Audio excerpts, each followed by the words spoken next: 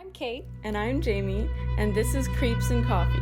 a show where we talk about the creepiest crime cases around the world So, let's grab some coffee. and have a chat.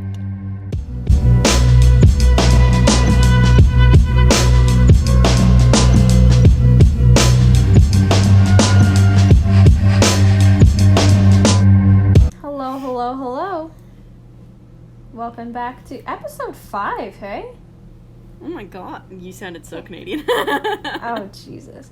I'm just like, obviously I knew we'd still be doing it, but can't believe it's already 5 episodes. I'm surprised people are listening, honestly. I'm shocked. More so than, my mom and dad. Yeah. I thought that was gonna be it. Yeah, I was pretty convinced that we were going to get bullied by ourselves. That's still happening, but... You know what? I'll give you that. Not for other things. Well, happy episode 5, buddy. Yeah, how are Proud you? of us. I'm good. Almost finished school. I took a Yay. big F on an exam yesterday. Oh. It was only worth 10% though, so it was fine. Hey! How are you? Huh. Well, you know, for people who don't personally know me, I've had 2 surgeries in the past 2 weeks that are pretty major, so I'm recovering. So it's a process. You've been quite laid up, that's for sure. So if I sound funny, it's because I had mouth surgery and I'm talking funny. It's true. You always talk funny though. If you mean I'm hilarious, then yes, you're correct. If you mean I have weird speaking mechanisms, then... Also, yes. Anyway, so today's topic... So you thought it'd be fun to kind of dive into some local stuff, right? Well, local for me. Yeah, well, it used to be local for me. Yeah. Local-ish. Nova Scotia. Nova Scotia. We talked a little bit about the existence of Nova Scotia in our first episode. There's a lot better aspects of it than Alan Leger, Yeah. thankfully. So yeah, we thought we'd talk about Halifax hotspots, like haunted places, just kind of creepy places in general. There were a lot to choose from though, so we had to kind of narrow it down. Yeah, it's a very haunted place. I knew there Oh my god. Oh, There was a story I wanted to tell you though. You guys can listen to it too. fantastic. So, it's on. It was on the Halifax Harbor, on the boardwalk area, which is apparently haunted, by the way. But we'll get to that. So I went there for a birthday recently. Happy birthday, Natalie! And while we were there, we got ice cream, right? And it was like I want to say 9 o'clock. It was very busy because there was a carnival in town, and we were all sitting down. There was a bunch of us having ice cream, and we were sitting on a bench overlooking the water, just Very vibing. romantic. There was someone playing music in the background. The streetlights were on. It was beautiful. Mm-hmm. And a tall man walks in front of us, turns around, and I noticed somebody in the corner holding a camera, and I was like, what?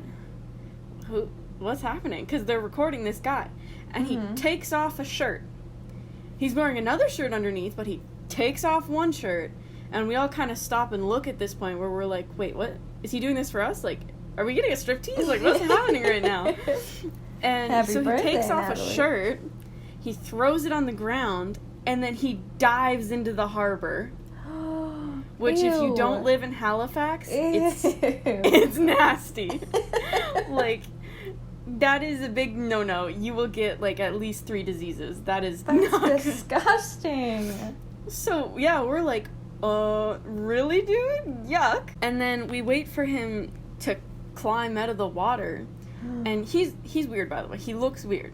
Okay. He starts humping the ladder as he's getting out.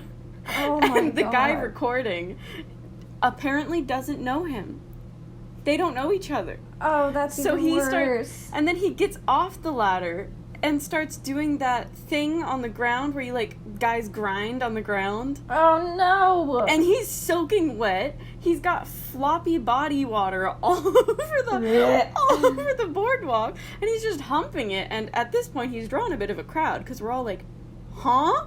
Yeah. Like, what kind of cocaine are you on?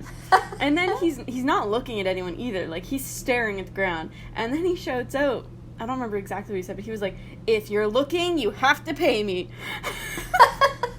So immediately all of our friends just kind of like duck our heads and start laughing. And then he gets up, grabs his shirt, and runs away. You know what? Kudos to him. I was like, what? I'm right in front of us of all the places. Why you gotta do it in front of a bunch of girls? Yeah. He was like mid-40s too, by the way. Like, oh my god. I was picturing like our age. Because at least then I'd be like, oh, this dude's drunk. But he was like old and like wrinkly. I was like, oh, what? he's doing it for a TikTok or something. Yeah, and then the guy who was filming him literally just runs the other way. Like, they didn't know each other. I was like, love hello? that. That's perfect. So... And that, friends, is a lovely introduction to Halifax. Yeah, that's Halifax. There's never a dull moment. Yes, it's a nice, interesting city. Interesting. Safe? I guess... No. Yeah, exactly. Fun? Yeah, do you want to go out in the dark by yourself? Never. Jamie likes to text me, and we have a nice little game of gunshots or fireworks. Mm-hmm. And, like, most people that play that game, it's like, haha, like, you're in a suburban neighborhood, it's never a gunshot. But with Jamie, it's, like, sometimes a gunshot. Like, yeah, people have been murdered outside your apartment. Literally outside my window from my bedroom, there was, like, a guy actually got shot at, like, a pizza joint, and I think he died. So when I play that game, I'm playing that game where I'm like, I think that's a gunshot. Should I look out for police? I'm laughing because I'm uncomfortable. Yeah. Because as your best friend and as someone on the other side of the country, when you're like, gunshot or firework, and you're pretty like, convinced it's a door. gunshot, yeah, stay away from your windows. It's fine. So I guess for people that don't know, I guess we've got a couple listeners outside of Canada. Yeah. Halifax is the capital of Nova Scotia, which is a quote-unquote big city. The big city in the little place. Nova Scotia is a province on the east coast of Canada. Jamie and I grew up on the east coast, which is why there's a decent amount of twang that comes out every once in a while. Yeah. Halifax is a pretty busy place, actually. Mm-hmm. Jamie once told me that she thought Halifax was the biggest city in the country. I was uneducated. And wrong. For those of you who don't realize how funny that is, it is not even close. It's not even in the top 10. No. So, yeah, Halifax, you know what, I will say, I did enjoy spending time in Halifax. It's not bad. Yeah, it's definitely livable. There's some good history to it. There's a lot of, like we said, interesting characters. Both living and dead. Oh, that was, beautiful. Yeah, so okay. We can start talking about the creepy stuff now. Well, I guess we should, before we kind of get into it too, we should probably say that a lot of this episode was inspired by a book that Jamie has. Oh my god, I'm gonna fangirl now then. Okay, so I have this book called Halifax Haunts, Exploring the City's Spookiest Spaces. And the author's name is Steve Vernon. Steve, I love you. I've met him multiple times. Literally, I got so excited. I met him at my university that I graduated from. I think 2 years ago, he was doing a Halloween event where he was telling scary stories. And then I saw him again at a different Halloween event telling scary stories by a campfire. And then I saw him at the Christmas forum, and he was selling his scary books. So I was like, hey, I've seen you and spoke to you multiple times. And he was like, oh, cool. So he signed my book for me and stuff. And he spelled my name right. I didn't know that. And you should definitely get his book, because not only does it have the history of all the haunted places, it has a map of Halifax with everything marked off. So if you want to walk around, you can see it. So big shout out to Steve. Yeah, big shout out to Steve. I will I'm going to try and find his book on either his website or on Amazon, and I'll put a link to it in the show notes, so if people want to check it out. And I'll try and find his social media too, so we can shout him out a little bit more there. Great guy. Because I have not had the pleasure of meeting him because I am, as I said, on the other side of the country. But Jamie speaks very highly of the book and very highly of Steve. And I'm like sweating. I don't think tonight's episode would have been as fun without being able to do some research from his book. So big ups to Steve. Thanks, Steve. So I'll start off. And this first place I actually don't think is in Steve's book. But let me check. No. But it's one of my favorite places in Halifax. It is the Camp Hill Cemetery. And if you've been to Halifax or you plan on going to Halifax, it's right next to the public garden. You just walk through the public garden, you will see the cemetery. Just go towards it. It's beautiful. And I thought we would talk about this first because it's kind of like a lighter subject. It doesn't feel haunted necessarily in a scary way. It feels like there's something there, but a good something. Right, like, yeah. Every time I loved walking through that when I had no Wi-Fi because I was bored. But I would walk through there, and it was always sunny and light and warm, and it just gave me really good vibes. And it's a cemetery, so I'm like 99% sure it is haunted. And yeah, I really liked it. And if you ever want to go check it out, Viola Desmond's grave is there, and we love her. Do you want to give the people a little background on who Viola Desmond is? Caitlin, do you want to do that? Because you're the historian. I would love to. So, okay. So Viola Desmond was sort of the Canadian Rosa Parks. Woohoo! So she, I think it was, I want to say 1946, she refused to leave a whites-only section of a theater in Nova Scotia. So she was really the first Black woman to sort of take a big stand against racial segregation in Canada, and especially Nova Scotia, which was rife with some pretty racist institutions, unfortunately. Yeah. But Viola Desmond, as she grew up, she became this Canadian civil rights activist, and she was a pretty cool lady. A legend. Like, if you lived in Atlantic Canada and you went to like school here, you definitely learned about her in high school. Was there do you remember Heritage Minutes? Yes. Was there a Heritage Minute on Viola Desmond? I want to say yes. I have like a brief memory of one. Yeah, I think so, yeah.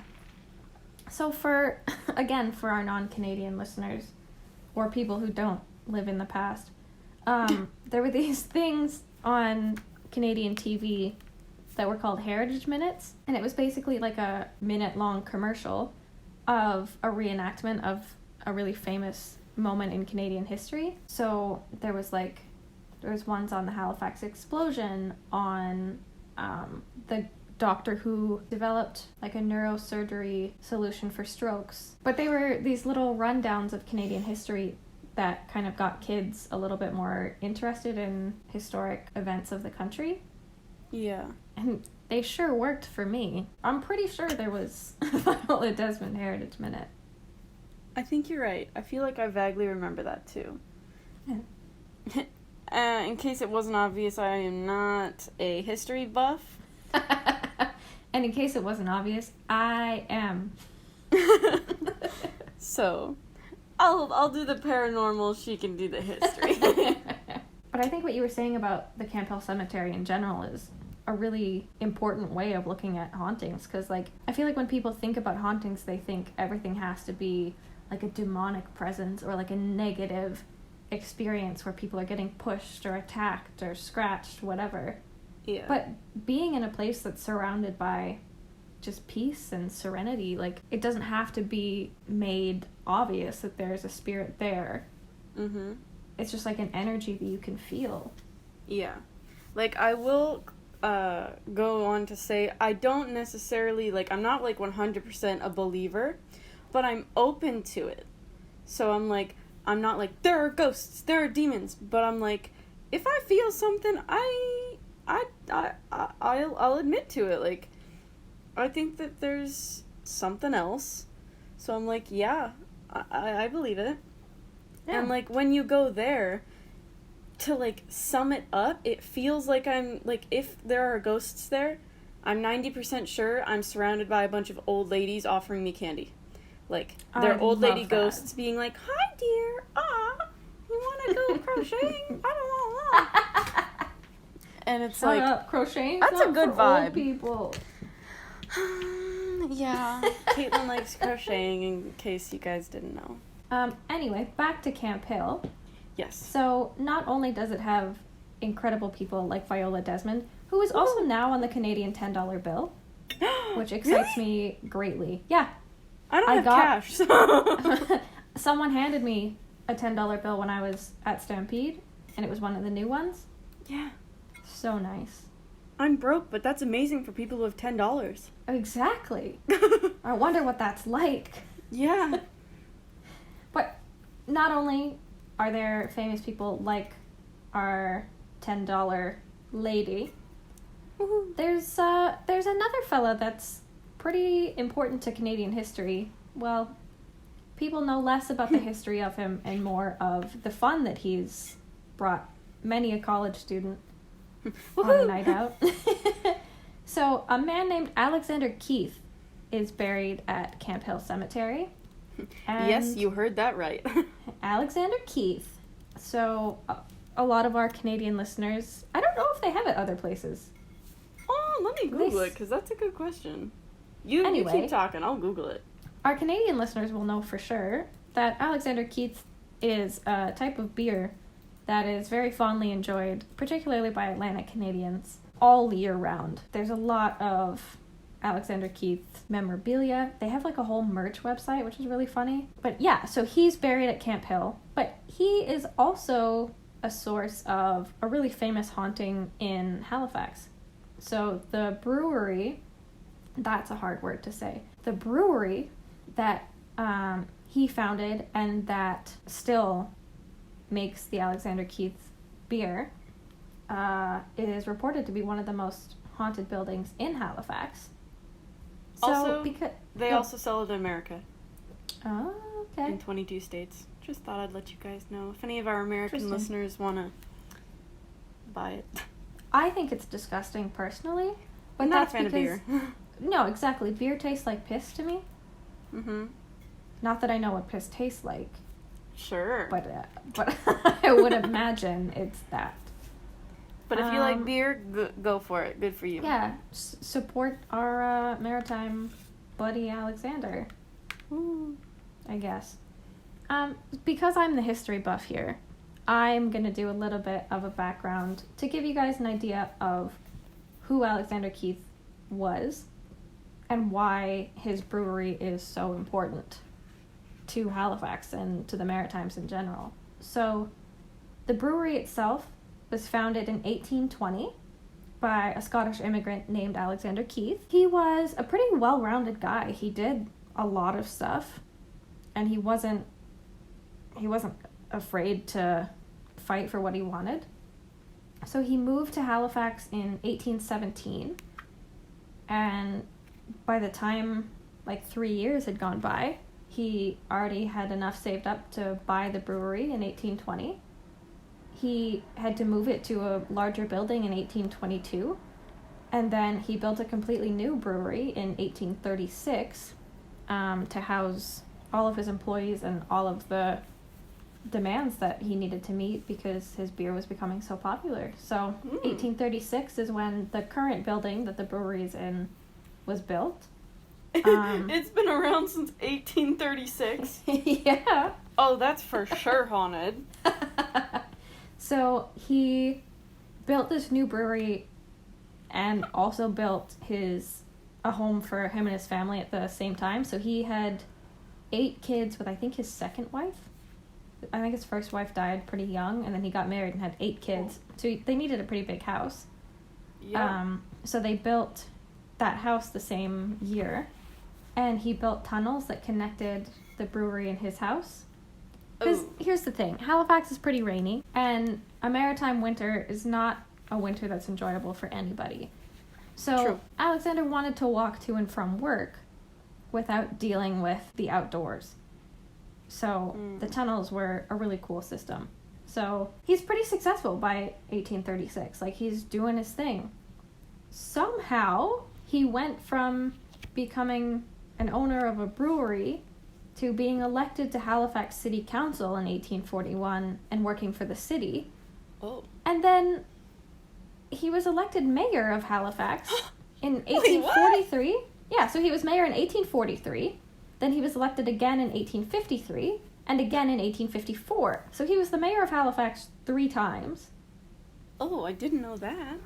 So, big deal. Like, Good for super him. cool guy. Yeah.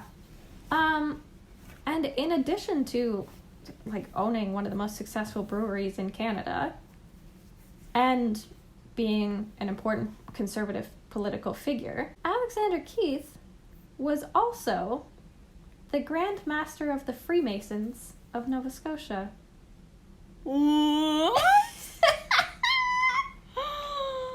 Oh, wait. What? Is this the thing you wanted to tell me? Hell yeah, it is. Whoa, I Can you didn't know believe that? If you haven't checked out our latest episode, it's a Freemason one, go back 2 episodes and you'll find out. Yeah, so we did an episode on what Freemasonry is. So if you have any questions about that, we cover it in episode 3. Yeah, so he was a big deal. Not just like an entry-level Freemason either. Like, this guy was Grand Master. Like, he was up there doing his thing. That's fantastic. So he's a powerful dude, and he's a smart guy, which gives us an idea of why he's such an important figure in Halifax. Yeah, I literally just thought he had a beer company. I thought so too. I never knew any of this. And I was like doing research, and I was like, what do you mean he was the mayor? What?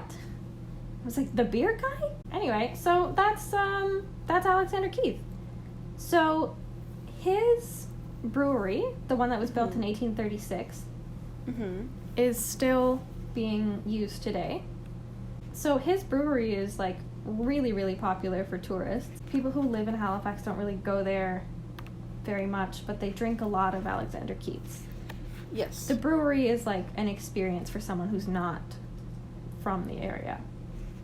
But it gets a lot of traffic, and there's a lot of staff, and there's a lot of visitors that have reported some experiences in the brewery. So the first one is, there's a lot of reports from visitors and staff of a man who fits Alexander Keith's description, who is kind of seen walking around the brewery every once in a while. So in the tunnel that I mentioned that connects the brewery and his house, people hear footsteps, like running back and forth. They hear footsteps of someone walking. It's really common for people to hear like the squeaking of like a hand cart. Those are just the rats. Probably. But it sounds like the squeaking of a cart when like there's a big keg of beer on it. Oh. But yeah, people have seen Alexander kind of walking around, just checking in on the place, making sure everything is up to standard. And you know what? I think, as creepy as it would be for me to walk into a man from 1820, I think it's quite peaceful that Alexander Keith is still connected to his place and still doing his thing there, you know? There's one account though that's not so peaceful.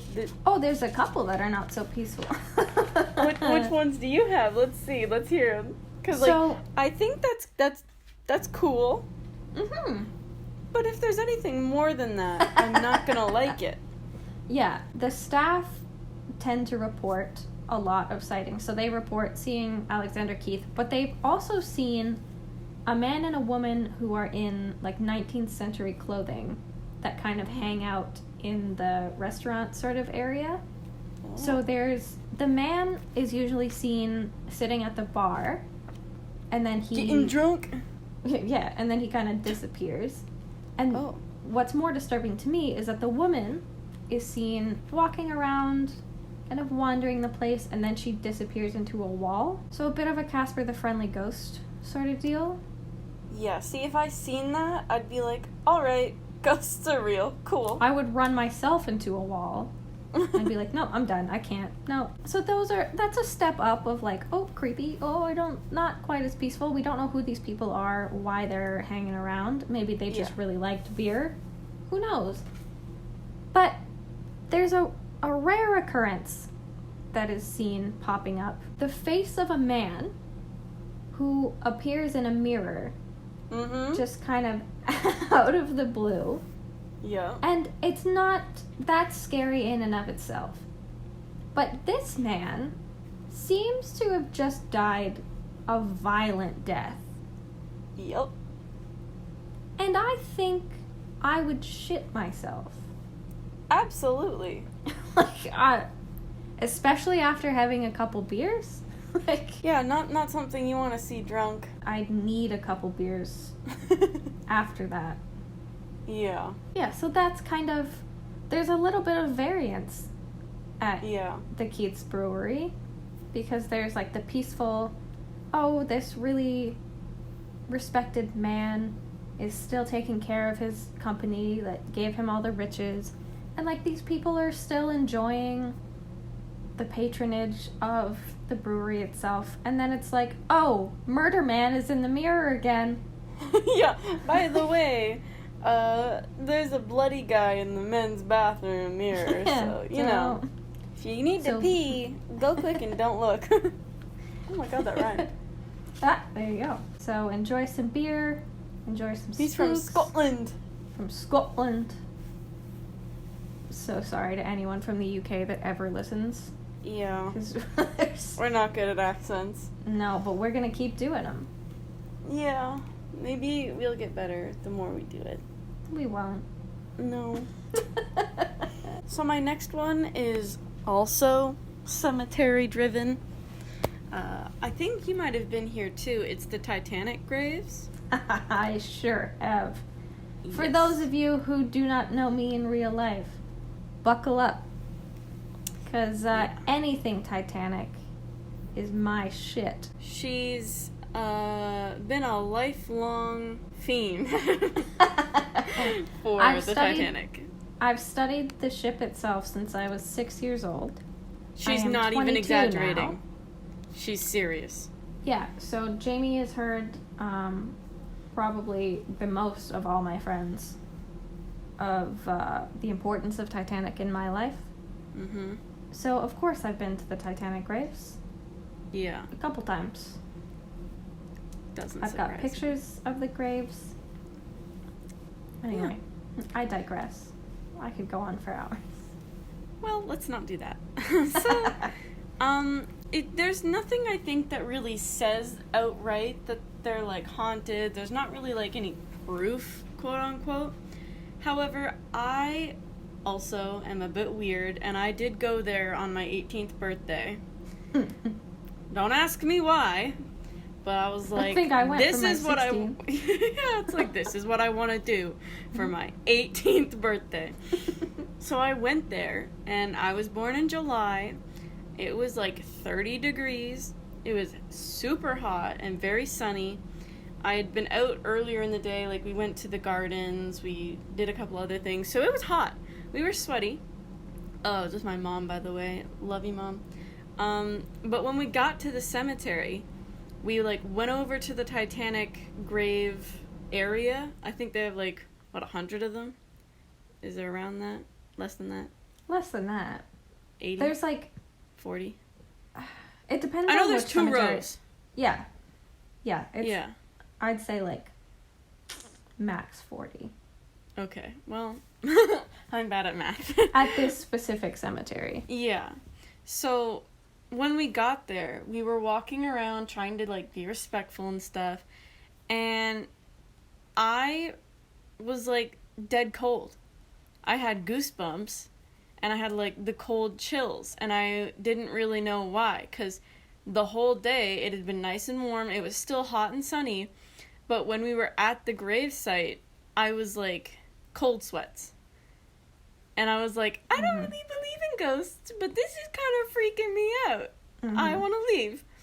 So we took our pictures and we skedaddled out of there because it was giving me the willy-nillies. And I don't necessarily think they're like, if there are like bad ghosts there, but maybe it was the trauma and the bad vibes from how they died. Yeah, I was going to say, I think a lot of it is in the feeling of it. Like, it's a very heavy experience to go to any sort of Titanic memorial, and that's not just coming from someone who, like, knows everything about Titanic. Like, all you really have to know is, like, these people died horrible deaths.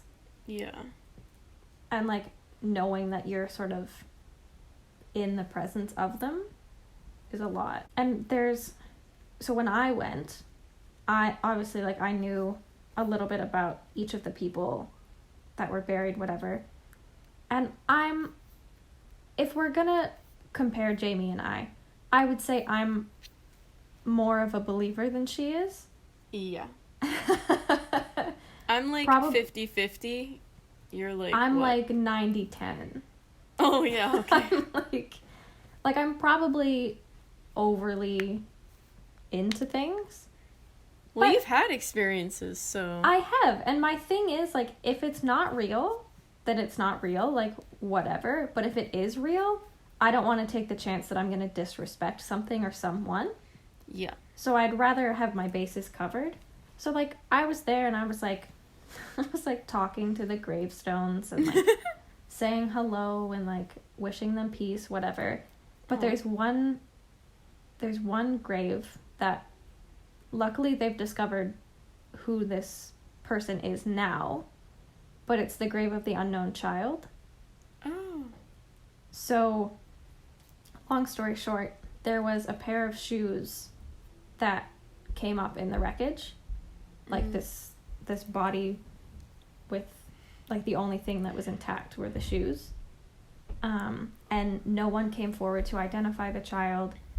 No family ever found out. And obviously... It sank in 1912. There's not a lot of autopsy things that can indicate who this child was, who they were related to, and allow them to notify any family.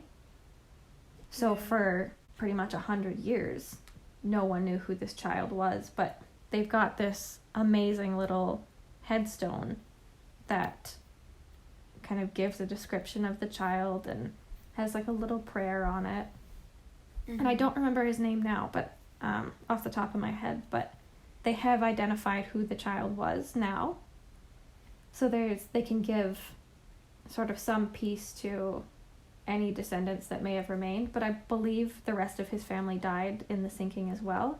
So that's why no parents came forward. That's so sad. But that gravestone in particular was a very heavy feeling. And like you said, like there may not be necessarily spirits walking around in that cemetery or in that specific area, but there's definitely some emotional feelings that come out of it that make it pretty creepy, like heavy.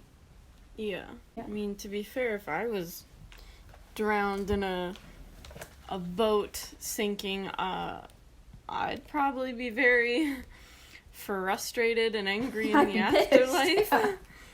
Oh, absolutely. Yeah, there's a lot. This boat was supposed to be unsinkable. Oh, don't even get me started on it. It's fine. Everything's fine. Oh God. Okay. But like Jamie and I have talked about it too. Like there's a lot of stories, not even just supernatural, but just fantastical stories that come out of the reality of the sinking of the Titanic. And, like, that's probably a 2 or 3 part episode we could go into of coincidences and sort of mysteries that have come out of it and came before it. Like, it's a very, very broad topic that not a lot of people really go into because they think, like, oh, it hit an iceberg and it sank. Yeah. Like, I mean, yes, that did happen, but I'm That's not my saying version of history. But no, that's, there's a lot to look at with Titanic, but yeah, that cemetery, there's a couple cemeteries in Halifax that have Titanic victims, but that one in particular is it's quite heavy. Halifax has had, I'd say, its fair share of, like, pretty heavy things happen. Yeah. And I guess that kind of ties into the next haunting that we want to look at. So I did a little bit of digging on a place called St. Paul's Anglican Church, which is funny because I feel like every city has a St. Paul's Anglican Church. Like, I don't know if it's a thing. There's one in Calgary. I was trying to do research and I was like, they're fucking everywhere. So, I don't know. My dad's name is Paul, so he gets excited at any time anyone talks about St. Paul because he's like, oh, it's me. Paul. But yeah, so St. Paul's Anglican Church is the oldest building in Halifax. Its building was completed in 1750, so it's been around for quite a long time. And what I like about it, not that I'm a religious person at all, like you do you, but like I don't really attend church. I don't religion at all. But because this is the oldest building in Halifax, it's seen a lot of the history of Halifax change. So it houses hundreds of years of historical archives from Halifax, and all of their records are available online. So I had a fun time doing this one. The haunting that is really famous for St. Paul's Anglican Church has to do with the Halifax Explosion. Just a little bit of background on that because, like I said, like, things in Halifax seem to be pretty heavy, and this was, I would say, one of the most intense aspects of Canadian history. Like, this was a big deal. Yeah. So, long story short, December 6th, 1917, a French cargo ship called the SS Mont Blanc was carrying explosives, and as it entered the Halifax harbor, it collided with a Norwegian ship called the SS Imo or Imo, I'm not sure. It's Norwegian, I am not. So it collided with the Norwegian ship in the harbor. There were a couple of moments of panic before the ship ultimately exploded, and it killed 1,782 people for sure. There were people that were never found. It injured approximately 9,000 other people, and it completely destroyed Halifax. There was not a lot left. It was pretty intense, and it's a pretty heavy topic even to think about. Yeah. Because, like, if you ever go to Halifax, like, there's memorials of it everywhere. Because it was, like, 1917 realistically wasn't that long ago. There's families that are still feeling the effects of it. Because, like, in reality, it was, like, technically, like, what, 103, 104 years ago? It's 103, 104. I thought you were saying 100 or 300 or 400 years ago. I was like... No. I was like, 19, James. 1917. I'm here, I'm present, I'm doing math. Yes. We were talking about Heritage Minutes earlier. Like I said, I think I mentioned the Halifax Explosion had a Heritage Minute.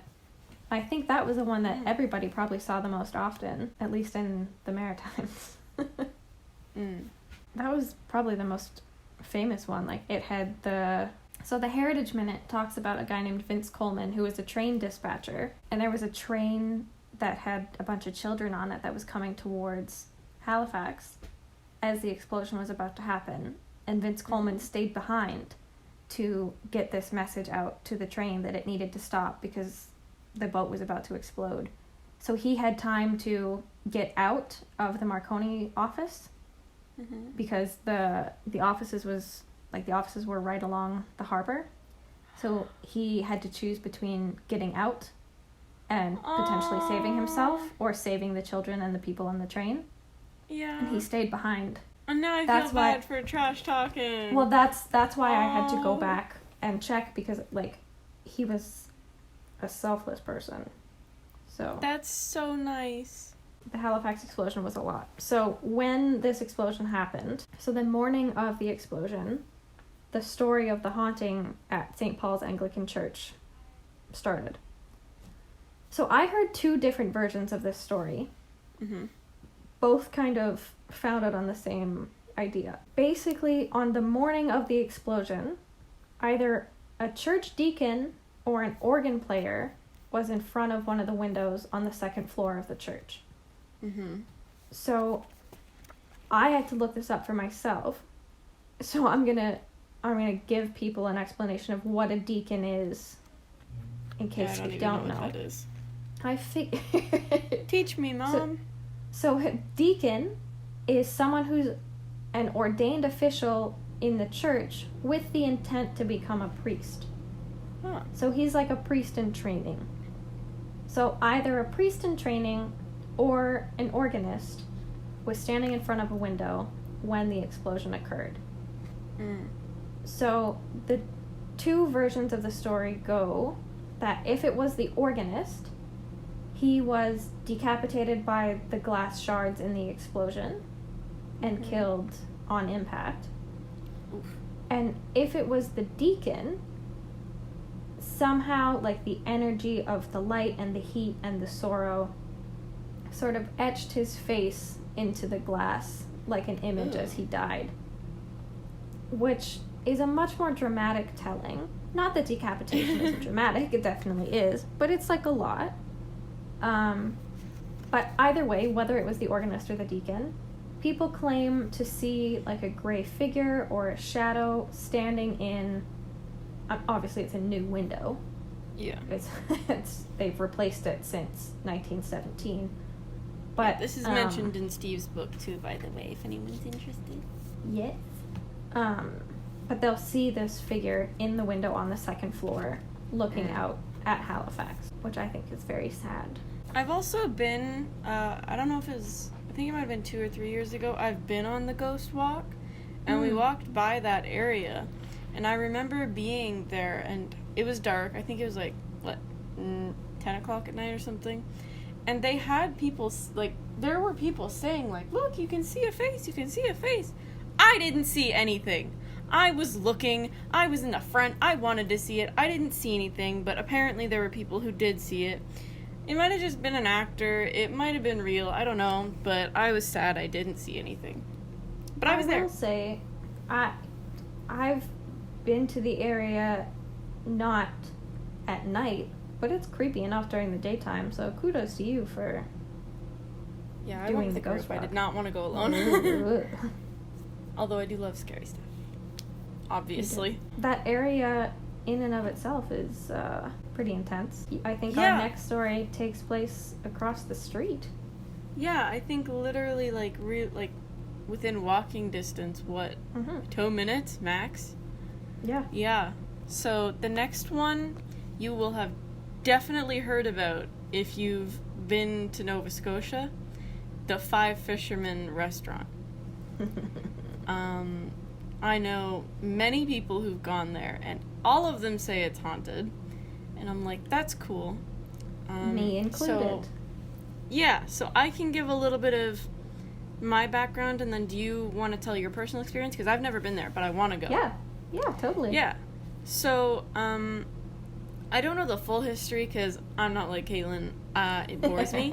So I just took what I thought was interesting from it. I think Steve Vernon also talks about this in his book as well, but apparently the staff hear a lot of, like, creepy stuff, and apparently the staff have more experiences than the customers.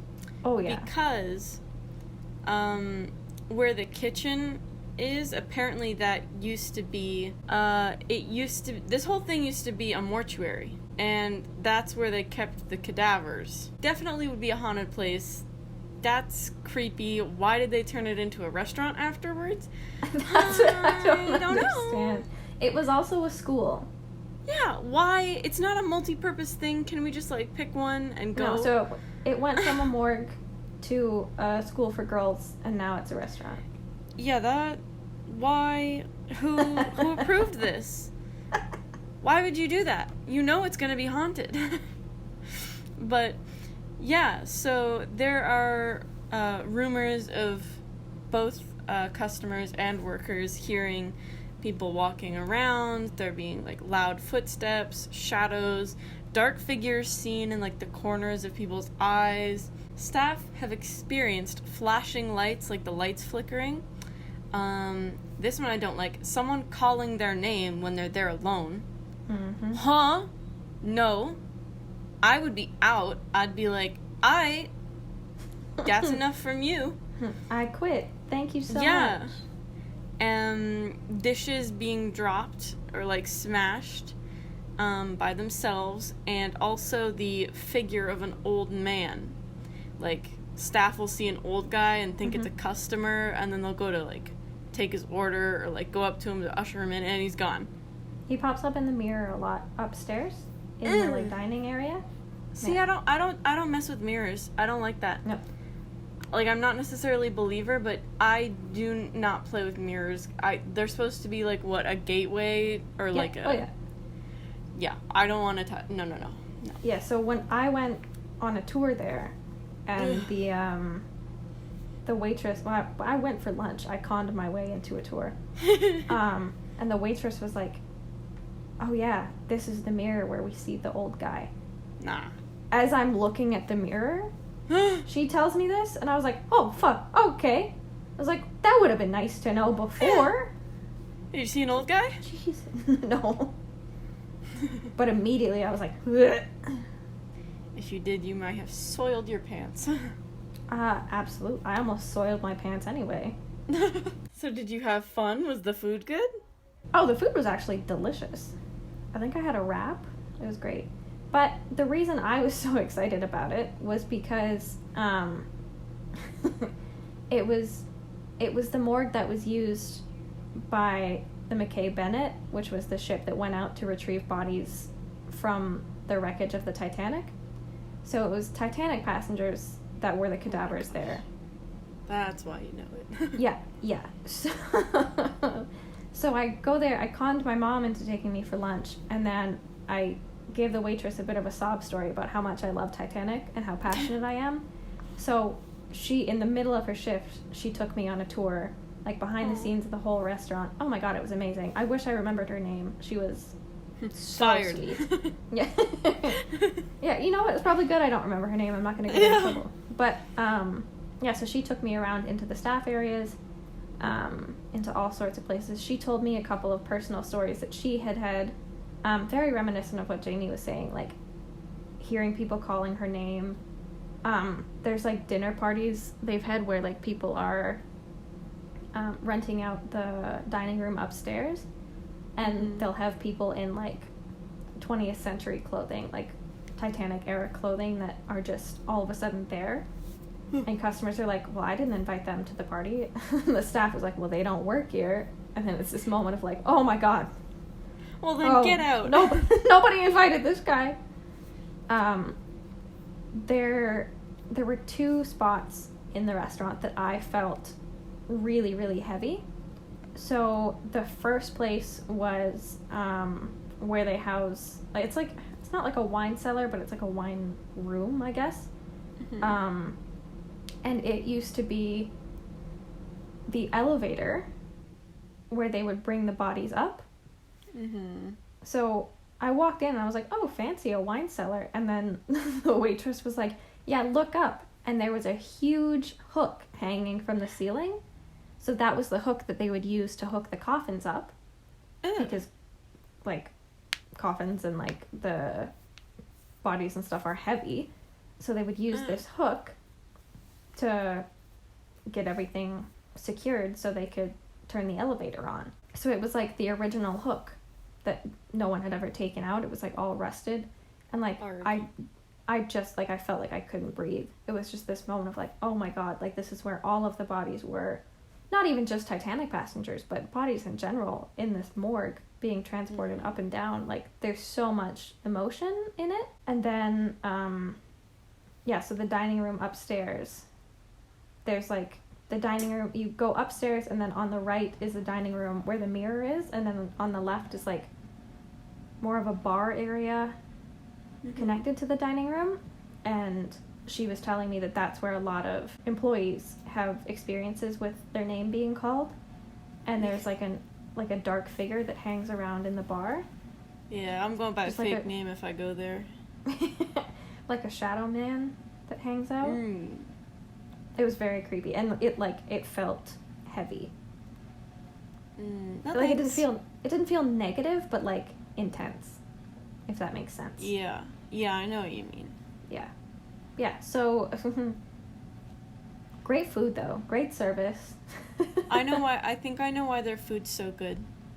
Why? They season it with the ashes from the mortuary. I fucking knew you were gonna say that. I've been thinking about that joke for the past 5 minutes. God. Anyway, so I'm either gonna go eat there or apply to work there, because either way I want to go. Please work there. And if I do, I will let y'all know if I experience anything. And if I do, I may change my opinion on paranormal stuff. If I do, the podcast is canceled. I will never talk about it ever again. I'll be going to therapy. Yeah. Well, should do that anyway, but that's a different story. Whoops. That's my favorite place in all of Halifax, for sure. The Five Fishermen? The Five Fishermen is easily the coolest place. Good for them. So, it's not just the Five Fishermen that I think is super cool, though. But that's just the cool place that I've been to. There's a place called the Neptune Theater. I've been there. Oh, I want to go. I went there to see A Christmas Carol with my friend Anna and her mom one Christmas. I met the actor. It was really scary. I got starstruck and couldn't speak. I think I mentioned this in a podcast. I was a big theater kid. Still is. I am a big theater kid. Nerd. Absolutely, and proud of it.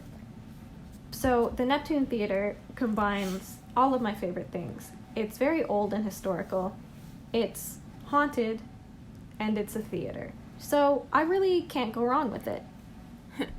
So, I was very excited to look at the ghost stories here. So, background on the Neptune. It was built in 1915, and it was originally known as the Strand Theater. And one thing that I thought was cool was it was designed by Andrew Cobb, who was the first professional architect in Nova Scotia. Good for him. So, yeah, good for him. It was cool. So, yeah, so the Strand Theater... It's still standing, so... Exactly, he did a pretty good job. He's good at his job. So the Strand Theater was the original theater company that was in the building. And they were... It was originally a vaudeville house. So it was the first vaudeville house. Do you know what vaudeville is? No. So, so I didn't think you would. So I wrote down the definition. Amazing. So, an easy explanation of vaudeville is it's like a comedy, sometimes with music. So the Wikipedia definition is that it's a comedy without psychological or moral intentions based on a comical situation. So there's not like more behind it. It's just funny.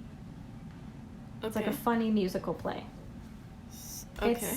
It like originated in France, and it became really popular in North America, and like, I guess it was most popular in like the 30s, but that's beside the point. So it was originally a vaudeville house, and vaudeville houses weren't typically theaters; they were just like hangouts. So it was the first vaudeville house in Nova Scotia that was actually constructed. Theater rejects, haha. Exactly. I'm but sorry, it was the don't first come for me, vaudeville guys. house that was constructed as a theater, like with the intent of doing theater, which is kind of cool. So that was 1915. So then there was a fire in 1926 that needed a lot of renovation. It didn't burn down, but it came pretty close. So there was a lot of renovation and redecoration. And then they did more redecoration 2 years later in 1928. And then in 1928, it was taken over by the Garrick Theater Company, so it became the Garrick Repertory Theater. Wow. And unfortunately, that was a bad time because we all know that the stock market crashed in 1929, so the year after the Garrick was founded, and the Great Depression happened. So Yeah. no one had... totally knew that. Yeah. Oh my god. So no one had money to go see plays. They barely had money to feed themselves. So Oof. the Garrick Repertory Theatre shut down. 3 years later, it opened as a movie theater, and it remained a movie theater for the next 33 years. So it wasn't until July 1st, 1963, that the Neptune Theater Company was founded, and it reopened the theater as the Neptune Theater. So it's a really, really old building. Rebranding. Exactly. It's a really old building, but it's only been the Neptune since 63. Which, historically speaking, isn't that long. But, in terms of hauntings... Give us the scary details. There's rumors that there was a brothel upstairs when it wasn't being used by a theater company, and, like, all the stories that come with brothels, whatever. There's no confirmation of that, but a lot of brothels didn't keep record because they're brothels. So there's, like, no way of actually confirming if any of that is true. Boo. But the thing with theaters is almost every theater or, like, theatrical place has some sort of ghost story or haunting that goes along with it. And I think a lot of it is just because it's a place of high emotion. Any place that there's heavy emotion behind, like if someone dies like a tragic death or like a violent death, there's more than likely going to be some sort of ghost story that comes out of it because there's like a residual feeling of that energy left behind. And in a place like a theater... Hence the name residual haunting. Exactly. So in places like theaters where there's large groups of people experiencing high levels of emotion coming from these plays, and even from the movies that were being shown there, there's gonna be, I don't want to say like false ghosts created, but there's going to be heavy aspects of energy left. Yeah. So one thing that the people at the Neptune talk about a lot is this thing called a ghost light. So a ghost light, for people that aren't theater people, is a really, really common practice in theater. So it's like a lamp almost, or like a single light that is left either on stage or like really close to the stage. So it's left on after a show is done, after rehearsal has been cleaned up, whatever. And it's left like when people leave. So it's a really common practice in small theater companies, but it's also like people on Broadway do it all the time. Like the cast of Legally Blonde have talked about their ghost light that they leave on. Like a lot of Broadway theaters have this tradition. So there's like a theater tradition that, depending on who you ask and how much they believe in it, some people say that the ghost light chases away bad spirits because they don't want to get caught in the light. So they're not going to come in and mess with the set or mess with the costumes, mess with the actors if they're like still hanging out. Some people will say that it lights the way for the ghosts after everyone has left. So it's kind of a respect thing that they can still see where they're going. They can still see things that they do. And then people who aren't really believers say, yeah, we leave the ghost light on so that people don't fall into orchestra pits.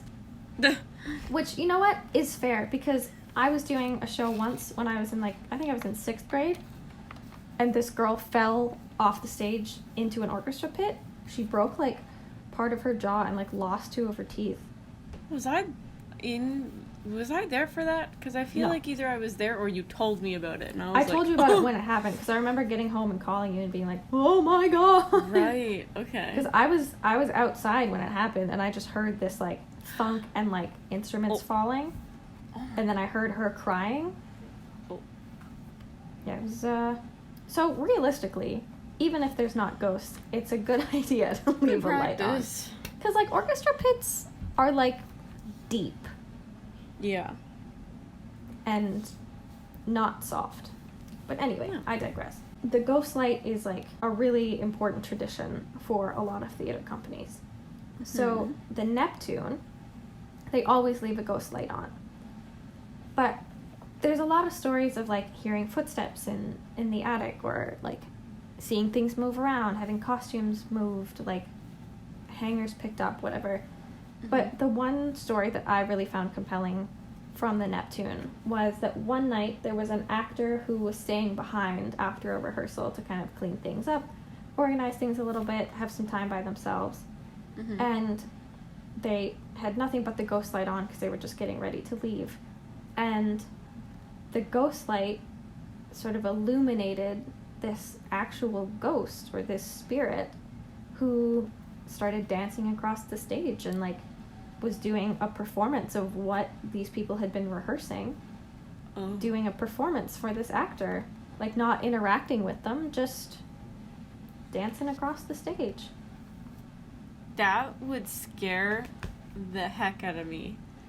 I think that's so beautiful though that like this light was able to capture but I mean, yeah, like if I was the actor that watched that, I'd jump into the orchestra pit. Like, that's cool, but I don't want to see it. Fair. Yeah, so like I said, there's lots of little things at the Neptune, but I thought that was I can add some. Oh! Because there were some that Mr. Vernon wrote about. I thought you were going to say those ones. You didn't. Though. No, you told me different ones.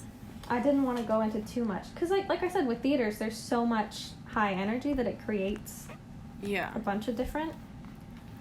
One of the things that I heard about was from Steve, you know, is that there is a ghost who reportedly is seen taking bows any chance he gets, like whenever shows are finished.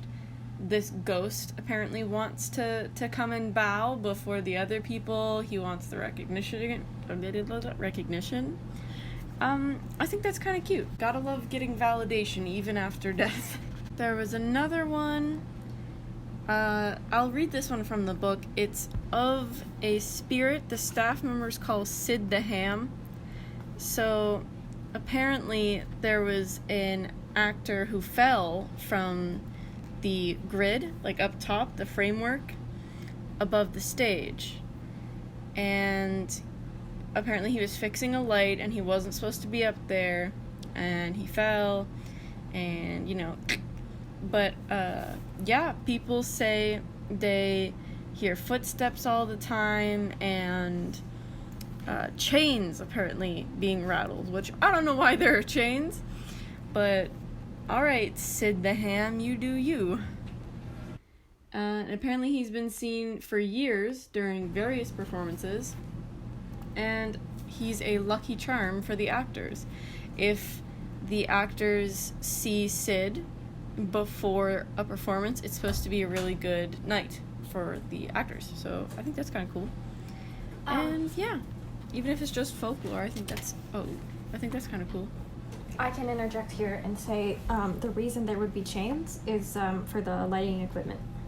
Ah, that checks out because he was trying to fix the lights. Yeah. Also, yeah. That's all I got for that one. I thought that was kind of cool. I like the guy taking the bow. Good yeah, for I him. think that's really funny. He needs attention even in the afterlife, and that's gonna be me. I really identify with that. Yeah. All right. Yeah. So, was that all the ones you have? I think I have one or two more. Yeah, that's it for me. It's my turn. Mm-hmm. This one hits very close to home for me. It's Dalhousie University. I have to burp. Excuse me. Go Dal. It is the Sheriff Hall residence. So, I used to live there. And it is apparently the haunted place at Dalhousie, and I lived there for 2 years. So, the legend has it, there was a girl. It's debated whether she was a student or a, cleaning lady, staff. Apparently, she was very quiet and shy, but she fell in love with the professor. Oh, no. Which makes it sketchy if she was a student, but, debated. Also, I don't know if this is true. This might just be, like you say, a legend, like the theater, but the thing. It could be. Legends come from somewhere. Exactly. So you never know. If it might be real. Exactly. But yeah, so she fell in love with this professor. He was kind of into her. He was like, yeah, she's alright. Men. Yeah, so it says he, like, mistreated her and, like, he didn't want any future with her, but she got pregnant. And she was like, this is yours. And he was like, nope, not interested. And apparently... Always use a condom. Yes. Especially when you're in a questionable relationship. Yeah. Yes. And yeah, apparently she was heartbroken and depressed, and she hung herself. Yeah, so apparently she hung herself on the 4th floor in Newcomb House of Sheriff Hall. And for anyone who doesn't know, Sheriff Hall is, I think, divided into 3 or 4 different little, like, houses. Newcomb is the all-girls spot. And guess where I used to live? I was 4th say, floor of wait Newcomb. a minute. Yeah. So I literally lived on the 4th floor of Newcomb House in Sheriff Hall. And I remember hearing the rumors of it in first year and being like, meh, whatever. And then in second year, I had actually worked at Dal as well. And that's when the staff that I worked with were like, no, that's a real thing. And then they gave me the details, and I was like, ooh. Oh, God. Yeah, Nina likey. So, yeah. Again, I don't necessarily know if I believe it, but I had some weird experiences that I kind of ignored because I was like, I have to live here for 2 years, and I don't want it to be haunted. Someone I used to know said that she would always hear, like, knocking on her door and the walls, and I didn't really believe her because she was very into spiritual stuff. So I was just like, she might just be reading into it. It's probably just mice or whatever, because we had a lot of mice, just letting y'all know. So I was like, it's mice in the walls, you're fine. But I also had an experience in a bathroom. And it freaked me out, and I can't really explain it. So the bathrooms there are nasty. At least when I was there, I think they've renovated. They literally put 40 women, or young adult ladies, on a floor and gave us 4 bathrooms. 4 public washrooms, like literally like Walmart bathrooms, like the stalls, the cracks in the door. That was shared among us for a year. It was gross. You had to poop next to people, like it was not fun. But I remember going in there one time late at night, had my little house coat on, my little slippers, and I go in there and I'm like, okay, I'm alone. So then I went in, and because I never like to use the bathroom when people are around, so I'd always try to go to an empty one. And I went to the one nearest to my room, and I sat down, and there was no one installed next to me because the door was open. And there's only like 2 doors and then 2 in a different spot. So there's like 4 bathrooms, but separated. So I was sitting, chilling. I can't remember if I was peeing or pooping. Not related to the story, really. But just wanted to give you guys TMI. Give us more details. Yeah, give us more. And I remember sitting there, and you can hear when the door opens because it creaks really loud. It was like, ah! So I knew nobody had come in. Rip headphone users. But I literally heard the sink go like, like it sounded like somebody had turned it on and off, like they washed their hands really bad. Because I was like 2 seconds. But then I was like, wait, is someone in here though? And I like peeked through the crack because, they're huge. Mm-hmm. There's nobody there, and I was like, you know what? It's late at night. I misheard things. And then I hear the chunk sound of the chunk sound. The paper towel. Like when you pull it down, it goes. Mm-hmm. I heard that, and I was like, what? Like nobody's in here. So I finished doing what I was doing, and I went out right away, and I was alone. And I was like, thanks. I hate it. Yeah, and I really can't. I don't know. I can't really explain it.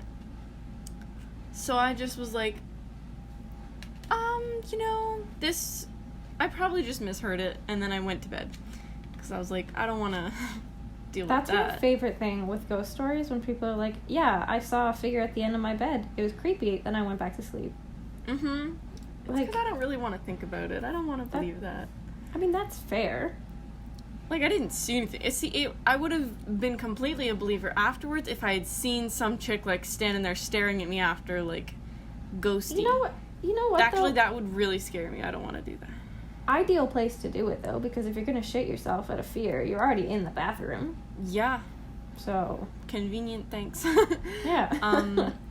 I had also experienced a different thing that I didn't really know what it was until I kind of put it together actually this year when I was doing the research for this. So they have these study lounges all over the place.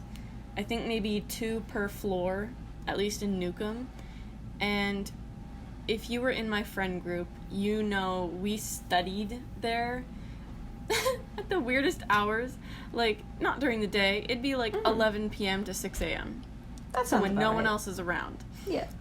And they have, like, they're not just solid walls coming into the room, because they don't want it to feel super boxed out, because there were no windows. Of course. Because, you know, fun. Yeah. Who needs it? So they just had, like, slanted panels and then a little entryway, so you could see if someone was walking down the hall. And every single time I would study there late at night by myself, whether it was, like, after everyone had left or before anyone was coming, it always felt like there was someone about to turn the corner or, like, about to peek around and look at me. Because sometimes our friends would do that and be like, oh, you're still here. And then it felt like someone, like, it could have just been in my head, but it was to the point where I'd be, like, sitting there typing, and I'd think I see somebody peeking, so I'd look up from what I'm doing. And then there's nobody there, and I'm like, oh, I could have swore I saw someone with, like, dark hair. Apparently Penelope had long black hair and was very white, pale, short girl. And I'm was like... Penelope the one that was in love with the professor? Nice. Yeah. Nice.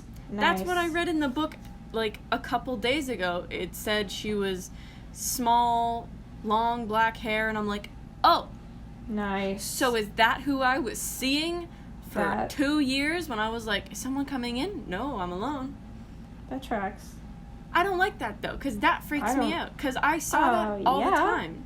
That has me a little spooked, but it's fine. But yeah, that was my experience. Honestly, I feel like there might have been a couple more experiences that I have repressed, because I'm like, that wouldn't don't want surprise to me think at all. about it. I heard another noise, and now I'm freaked out. Why do we do this at night? Why do we always do this at night? Every time. But yeah, so that was a little bit. There's so many more ghost stories in Halifax. There's like literally like at least hours 30. about it. Yeah. So like if you guys want more, we can give you more.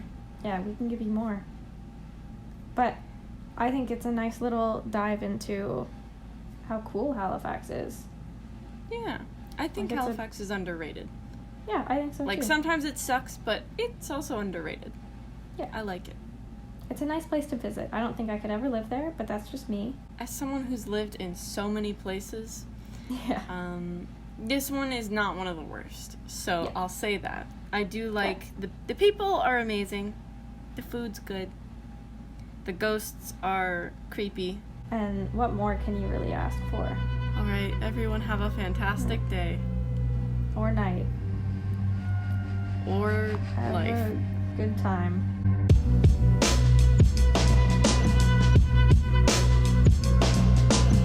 Creeps and Coffee is produced and edited by us, Kait and Jaim. Our theme music is Stuck in a Hole by Dated. For more information on where to find them, check out the link in our show notes. And to connect with us, follow us on Instagram and Twitter @Creeps and Coffee.